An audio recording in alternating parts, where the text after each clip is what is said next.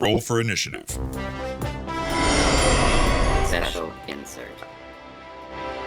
Hi, this is Jason, and welcome to a special insert edition of Roll for Initiative. For this special insert, we're going back to Icon 30, which happened last week out here in New York, out at Stony Brook University in Long Island.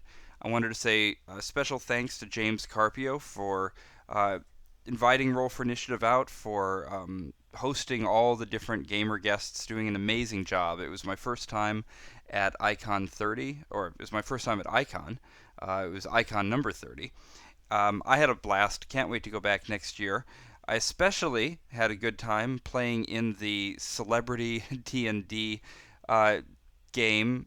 My inclusion really stretched the definition of celebrity to its outer limits, so I thank you, James, for including me among actual celebrities who were there.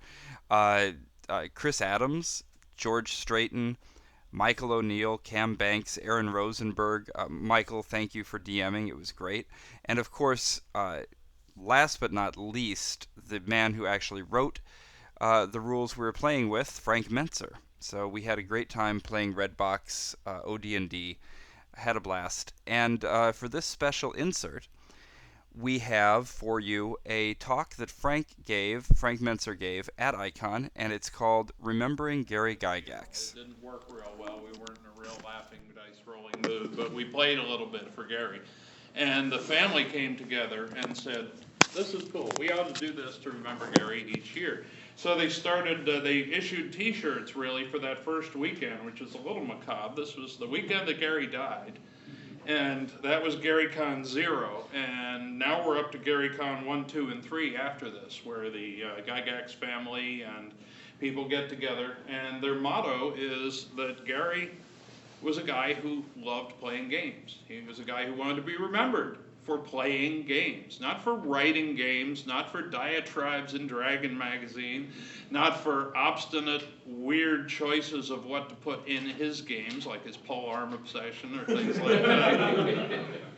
But a guy who enjoyed playing games, and I mean playing war games and board games, not role-playing so much. Role-playing came along later. It was his late-in-life thing. You know, we managed to dream up those little brown books back when. Gary pissed off a lot of people during his time, especially with his very stubborn and opinionated pieces in Dragon magazine and convention appearances and everything else. He wasn't a god. He wasn't anywhere near a god. He was a religious man. He was the father of a large family, mostly girls, to his chagrin. But he managed to switch that around in time. It started as all girls. Well, one boy and then a bunch of girls, and then he started tacking boys on there towards the end. So it didn't seem to be a genetic deficiency or anything. When the servicemen came back from World War II, go all the way back now, backspace here to the late 40s when Gary was growing up, 40s, 50s. A lot of Americans wanted to know what the battles were like, what the war was like. And if you've been a serviceman and seen combat, you don't want to talk about it. And you know you don't want to talk about it, and neither did they. And to compound that, the U.S. government was censoring all the news about the war while it was going on for very good security purposes. You know, you don't want to tell the enemy that you have huge forces moving in this part of the world. Nowadays, the satellites pick it all up. Back then, they didn't. So gaming clubs started up to play reenactments of World War II battles.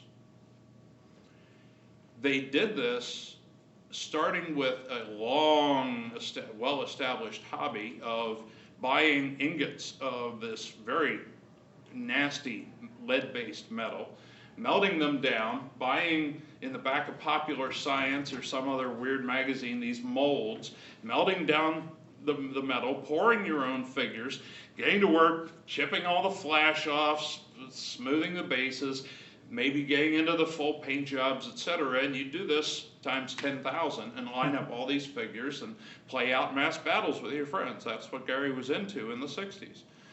Thanks in part to a guy named Charles Roberts right down the road in Baltimore, who came up with the first board games of war battle reenactments with a new company started called Avalon Hill. Gary played some of those and his miniatures games, and helped start a game club and tried to start an international society called the International Federation of Wargamers, although they had one club in Britain and the rest were all in the US, so it wasn't really international. But that's what it said on the card, AFW. I still have my old membership card. Had heard of the guy, but had never met him. So these game clubs back in the 60s and the early 70s, playing miniatures games, Avalon Hill board games, playing war games, essentially battle reenactments in all cases. Although it was starting to expand into hypotheticals like science fiction, etc., but that really golden era had to wait until the mid-70s with SPI's science fiction titles, etc. So I'm getting ahead of myself on the story. You have the situation in the country with game clubs all over the place. Now, there weren't that many game rules published for these miniatures games. If you bought an Avalon Hill board game, fine, it's all there. But if you're really a gamer, you're going to tinker with the rules, right? So you buy an Avalon Hill game and you play it once or twice. Well, what if, so Gary started tinkering with a game called Alexander the Great that Avalon Hill decided to publish. Gary came up with his own board game. A lot of people aren't aware of this, that he's a board game designer before the D&D stuff. Some of Gary's works in that line were published by a little outfit down in Evansville, Indiana, who later, called Guidon Games, by the way, who later packed up and moved back to Maine, because it was just really a one-man operation, and he moved back home for the family. And that left Gary without a publisher, so he talked to friends in Lake Geneva and said, well, we got these war game rules that we call chainmail, and there's a section in the back for what if it's based on medieval, Arthurian, or British, historical miniatures. It's, again, we're talking the same stuff Gary'd been playing for years. And he worked with a couple other people and drew ideas from members of his club, and their specialty, what they were really into was medieval, like I say, Arthurian, British war game simulations. And they said, well, what about Merlin?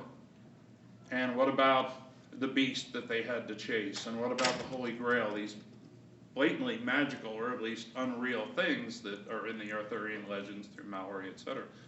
And so they came out with supplemental material for how to work this into this masked medieval battle thing called chainmail. And this much talked about now fantasy supplement to chainmail is what then evolved into D&D, thanks to the work of a guy at another game club who had regular things going back and forth between Gary's Lake Geneva club, called the Castle and Crusade Society, and this crew up in Minnesota. I'm sorry, I'm backwards for you. Minnesota, up there in the Twin Cities. And then down here in Indiana, Evansville, as I said, there were gamers down there. The one guy who had the publishing house was just a member of the club.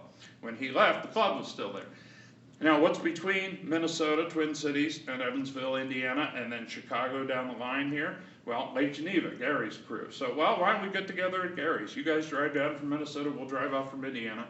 Because in this war game campaign that we've had going, and played by mail, sending diplomatic orders of nations and their medieval city-states and all sorts of things, occasionally diplomacy failed and you had to have a battle and fight it out and decide who was going to dictate the terms and change the face of that land at that point. So they would get together and play these out on big sand tables, use sand to imitate terrain, etc. Put sort of things, HO gauge trees and other scenery from your layouts, and just play it in your miniature figures, which you've lugged all the way from Indiana or down from Minnesota. And in the course of these interactions, you get together for a weekend, play out these battles and determine that for your war game campaign, but then also toss around game ideas and sit down and play the new Avalon Hill game. They're all-around gamers. They try just about anything. And it was in these interactions that this guy named Dave Arneson from the Minnesota crew said, boy, this chainmail fantasy end is really neat. What do the leaders of the armies do on their day off, basically? And so he went back home and came up with it. Well, okay, you have these powerful individuals running around as individuals. Now, in the mass war game thing, one figure could represent 100, 5,000 troops, whatever. In Dave's variant, one figure represented one person, okay, these war leaders. And this ended up, the synergy between the two led to what was Dungeons and Dragons.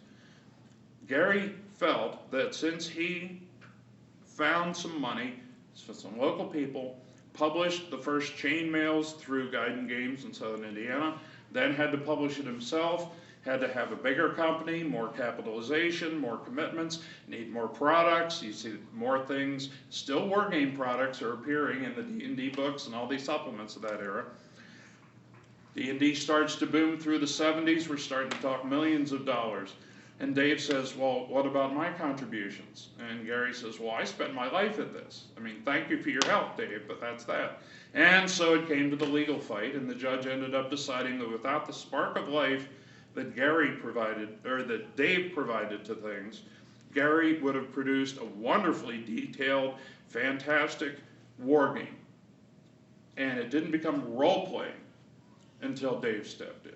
And that's where a lot of the anguish in Gary's life came from, losing that lawsuit. I happen to believe the judges made the right decision. I knew both of the guys. I've been a Gygaxian all my life, and I would have leaned towards Gary for all the work that he put in building the company. But the judge said D&D would have just been another war game, like an Avalon Hill game or something like that, were it not for this role-playing element.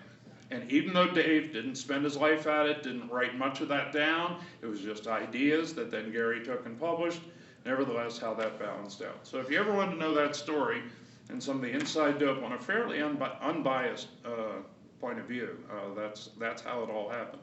Now later, Gary lost control of TSR, got forced out by a gal that he had hired to be the administration assistant.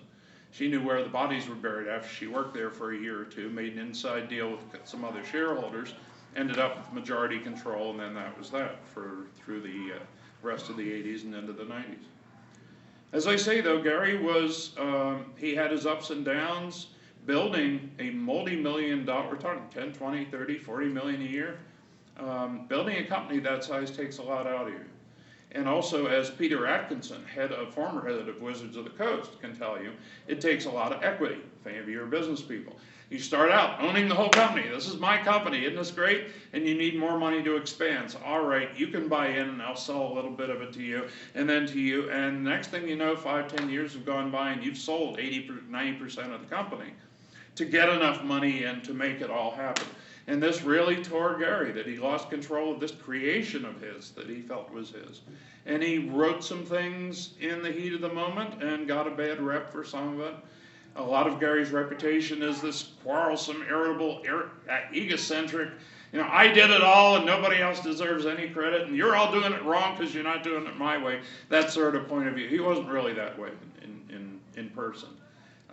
It was part of his writing style and part of his flaws, frankly. So remembering Gary is bittersweet and is a mixed bag. He was an ordinary guy. He was a war gamer who became a role player. He was originally a failed shoemaker, an insurance salesman, a couple other things that just didn't work out for him. But then this happened to hit and his whole life changed. And yeah, we'd all like to have the problem, gee, it starts raining money, by the millions. But nevertheless, you say that, we all say that now, yeah, please, God, hit me with it. Go ahead, I'll deal with it. But it's going to rip your life up if something like that happens. And you can just imagine what that did to a big family, a religious man, a good man, who, for example, often would include co-author credits to people who didn't deserve it because they needed the money. This happened on at least half a dozen products, and I'm not going to spill any beans on that here because there's legal issues. But he was that kind of guy. Is there anything you wanted to know about Gary? Or my relations with him or whatever, but I'd rather keep the focus on Gary. Anybody? Just going to make me sit here and blab at you the whole time. That's fine. I can blab. How did Gary deal with the whole feeling of losing a product that he put so much time into lossing? Well, first he lost it to a woman who I refer to as the POG, the person who ousted Gygax, because I do not feel that her name deserves memory in this hobby for what happened to TSR, D&D, the product lines, etc., under her control. From the business point of view, I think she made the right business decisions and funneled all the TSR money into her separate estate. Legally, entirely legally, she was too smart to screw that up. But that's essentially what I think happened. How he felt losing that to her, furious. And he went out and started a new company right away, New Infinities, and invited me and Kim Mohan to go join him and start that up in '86. And we were underfunded, and Gary underestimated his value as a target of opportunity to the POG. The only person who could have brought down TSR and D&D from their high horse, I think, would have been Gary and his creations. He still had enough personal fans of his works. So wherever he popped up, she had to keep whacking him like whack-a-mole until he was down and out of money and stayed down and out. And he didn't realize that fully and how much money was involved. So he got whacked down first with New Infinities, then he published Dangerous Journeys over with GDW, Game Designers Workshop, and they got sued and his product got stopped there. He tried one other and there was a lawsuit threatened, and at that point he was out of money and pretty much gave up. And he did not die rich. He certainly was living pretty much on what his wife Gail was bringing in from antique sales and a little bit of real estate sales in the last 5-10 years. So all that money went away. That wasn't his focus. His focus was on the people and taking care of the people that he wanted to help, taking care of the people who earned it, and that sort of thing. And he became more religious later in life and included scriptural quotes in his emails and things like that. Perhaps as his health was deteriorating, he felt the pressure building. I don't think it was a purely crass, well, play the odds. Maybe there is somebody up there, so better pretend like we believe, sort of thing. Which I know some gamers who would try on their deathbeds. But no, I think with Gary, it was there with him all the time. It just never got emphasized during the early TSR days, but came out later. Especially as his kids grew. You know, your kids grow, you get a different perspective on life and all that, and attitudes change. Yeah. So how did Gary feel as the gaming industry and just gamers themselves changed, as computers started coming into it, as collectible card games came in, and as things really shifted? Gary tried to embrace computer gaming very early on, and he kept getting outvoted by other management. He wasn't the sole person running TSRs.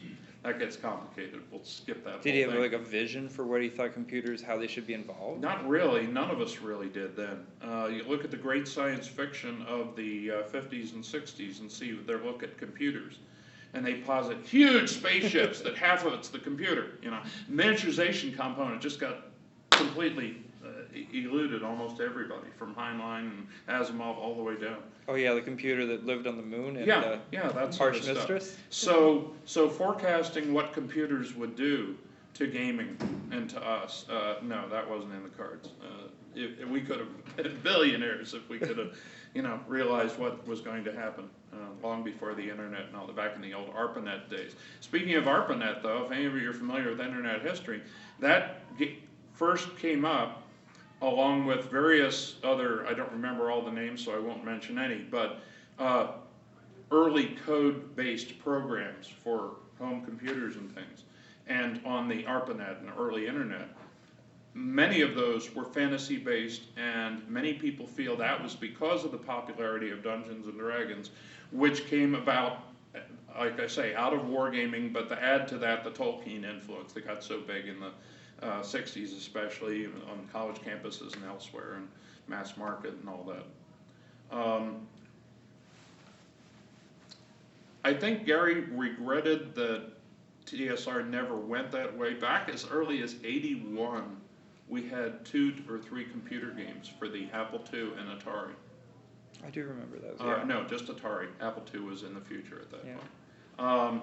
And we didn't really know what to do with them, so they just kind of got dropped. Other management, like I said, voted them down. If we had jumped on them like Gary wanted back then, he even wrote the script for a computer game, D&D type thing.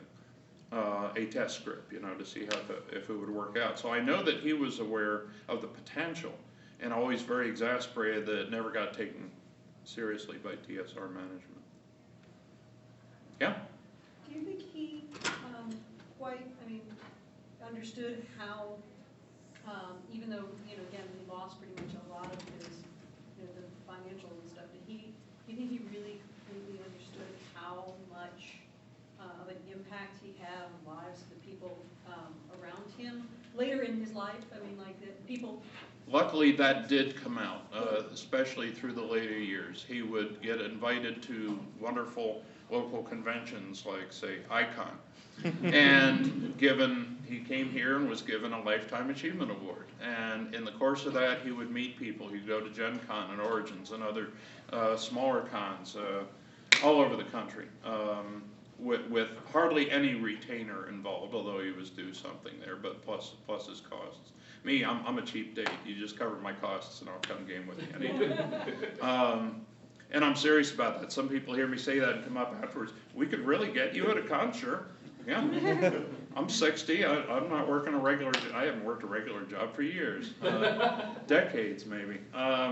And my time is my own. And I love playing games and I love talking to people. Gary, same thing. And people would come up to him and tell him, as they tell me these days, how much that meant to them as they were growing up. That it expanded their minds and their horizons. It made them look beyond run around a track on a board type, simple family board games and things. And since his whole purpose in life boiled down to that he wanted to be remembered as a guy who loved playing games, having those games, any games, have that big an impact on others was a big plus. And the fact that he helped create those games was just the best.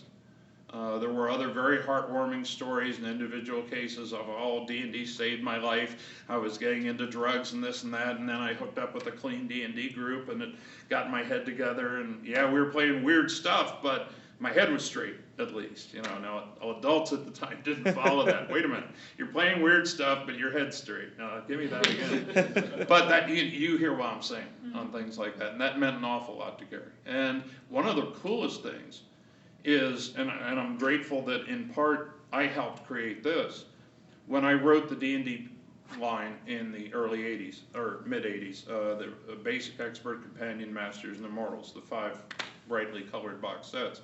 That was the line that TSR was finally happy enough to commit to translating into a dozen or more languages and selling worldwide. Which is why I lucked out into becoming the best-selling role-playing author of all time, except for one quirk that came by. I think it's the Pokemon role-playing game. But, the one that everybody had the Pokemon figures and watched the cartoons, so they bought the game and then they put it on the shelf and then they never played it. True. If you're familiar with that one. But people come to me and say, I discovered this when I was growing up and it meant so much to me and I made these friends and you had such an influence on my life. People from all over the world telling me this, and likewise people from all over the world telling Gary that, because they read past the compiled by Frank Mentzer into the game created by Dave Arneson and Gary Gygax part, and people remember that and all that he built. And of course TSR for many years was still there as a monument, good and then bad, or however you want to think of it, to what he created. And regardless of that corporate foulness or goodness, nevertheless, it did all get built by Gary, and there's no question about that. He was proud of that. I can talk to you any all time. Hang on a second. Yes, sir. I think there are a lot of people who are interested in the history of the hobby and got involved in, say, the late 80s and late 70s, early 80s. I think the holy grail for a lot of people would be Gary's Castle Greyhawk notes. And I think we've kind of built this up over the years because the tournament modules. I think the gamers have this idea that this huge compendium. Gary had everything planned out, and I think would you be able to get some insight into what Gary's actual notes? If you like, sure. Yeah. I played in Greyhawk a number of times. Mm-hmm. Like I say, Gary and I went way back. Now I was second wave. I didn't show up until 1980. So you have the 70s crew that was with him back in the hard times and the early growing years. And then I came on board back when things were booming. you know. So I missed the struggle part in the beginning, and I was riding the wave. Castle Greyhawk was a series of minimal notes and a couple of basic maps that the parties would go into, clear out whole levels, and Gary would restock them. It was not a huge orchestrated detailed plan. It was mostly raw, very rough notes, and a considerable part of it was always just in Gary's head. He would often run without any notes whatsoever, a practice which I do to this day, running D&D games like here at Icon. I'll sit down with no DM screen, nothing but my mouth, a couple of maps, and some dice, and we'll have a great time for 4 hours, rocking. Because I have so many scenarios up here. Same story with Gary. And furthermore, is all those different branches of Greyhawk, which were essentially, imagine a tiny little house, but it's a tesseract. And so it can go off into various dimensions and have connections in all these different ways. And so you have the Alice in Wonderland level, you know, which is just a tack on it. It's not part of Greyhawk Castle or the campaign. Much of the Greyhawk campaign was that way. As TSR started booming in the 70s, really fairly early on, he took on a local teenager named Rob Kuntz to be part of the Kuntz family, and Terry Kuntz, Theron is the real name, was actually the first employee at TSR. He was part-time in the shipping. And the first full-time employee was Tim Kask, who started Dragon Magazine, started with them in '75. Greyhawk Castle was, and the Greyhawk campaign was mostly run by Rob from, I'd say, 76 on till about 82-ish, at which point even Rob lost interest in continuing because it had become business. When you're writing this stuff for your job, you start losing a little bit of the fervor that you put into it when you were a bunch of guys getting together and gaming 2 or 6 nights a week, as the case may be.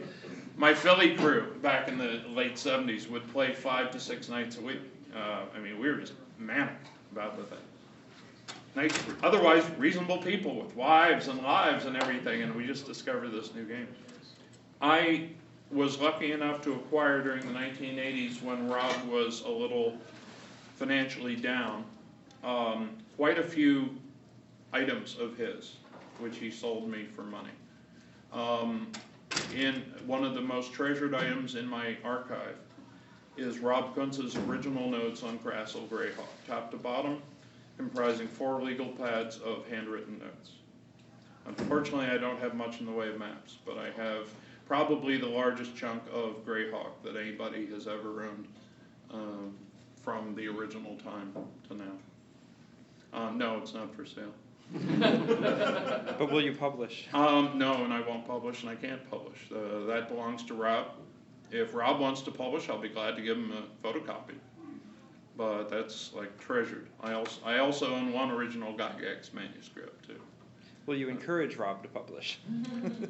Not really. It would take an awful lot of work, because a lot of it is just as raw as the notes that Gary was running off of. Incomplete fragments and just ideas and this and that, little doodles, little bits. But it goes on and on and on, you know, for, like I say, 4 legal pads worth.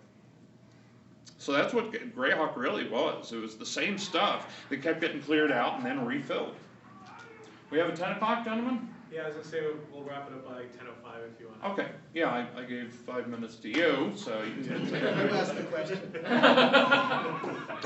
I'll be around this weekend the whole time. If you want to talk about Gary some more at any time, please grab me and chat.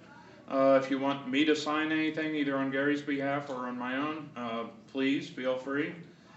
We're not sports stars. We don't charge for this stuff, okay? No $10 or $50 autographs like Barry Bonds used to get or whatever.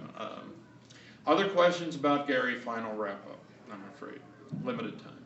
What's your fondest memory? Back in the, Go ahead.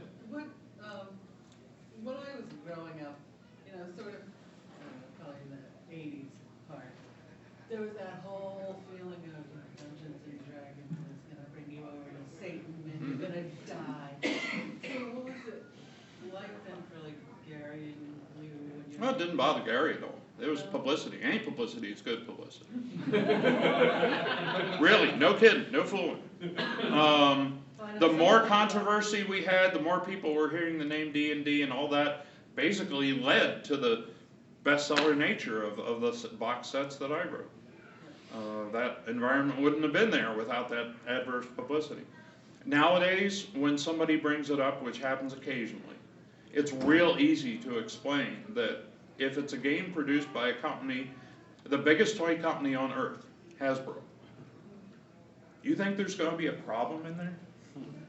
They have vetted that thing 6 ways from Sunday. Anything you heard back in the old days, the critics aren't around anymore. None of the critical material is anywhere near 10 years old. Most of it's 15 to 20, 30. So it's real easy to debunk nowadays. It didn't hurt Gary at all, because we knew better. We had ministers who were working on staff. Mark Akers, who helped design the Gangbusters game, Methodist minister. No problem. I was a preacher's kid. Gary was a very religious man. Many of us were very religious. There wasn't any of that. It was all a bunch of bull, and we were able to fairly easily prove it. For the final question I was asked up front, what was my favorite memory of Gary? It's real hard to say out of knowing the guy for 30 years. But one of my favorite incidents I'll tell you about was when I first started TSR, and I got hired as an editor because Tom Moldbank got hired as the designer, the guy who wrote the 1981 version of D&D. And I was editing, and this new product came in. Mike Carr, the general manager, had written a module called Module B1, Into the Depths of the Earth. But it was in a piecemeal thing. He had to go through and stock it. Okay, it wasn't pick it up and play. It wasn't turnkey. So Gary wanted something turnkey, and he also wanted something more campaign-oriented, so he wrote Keep on the Borderlands. So I'm sitting there editing Keep on the Borderlands, and I noticed there is no church in the Keep, but there is a cleric in the Keep. So I asked my boss, Harold Johnson, I said, there's no chapel in the Keep. What do we do? He said, you go with it. Just deal with it, okay, accept it. And I said, but there has to be at least a little chapel. No, don't, Frank, leave it alone. I said, all right, I'll tell you what. I'll send something over to the boss and see if he likes it. And he said, oh yeah? Okay. Gary had the reputation of not reacting well to criticism. But I have used this example to school kids since. I did not criticize. I pointed out a flaw, and I offered a solution. And I've gotten this through conceptually to 5 to 8-year-olds, that if you just complain about something, nobody's going to take you seriously.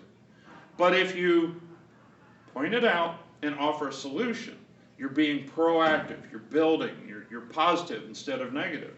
So I wrote up the chapel in the Keep on the Borderlands and sent it over by interoffice mail.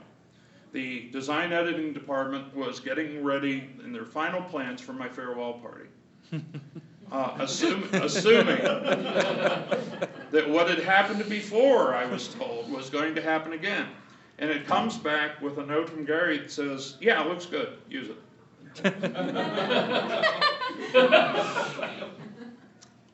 And that's when I realized that the terrible tiger, the Lord of TSR, was not the terror that he had been made out to be, that he was sane, that he was constructive. And I met him for the first time just a week after that. And then he kept his eye on me. I won the DM competition that year, and then they said, okay, here's your big challenge, start the RPGA, and we were off and running. That's my favorite story with Gary, that I dared to add something to Keep on the Borderlands, and made it for my first publication.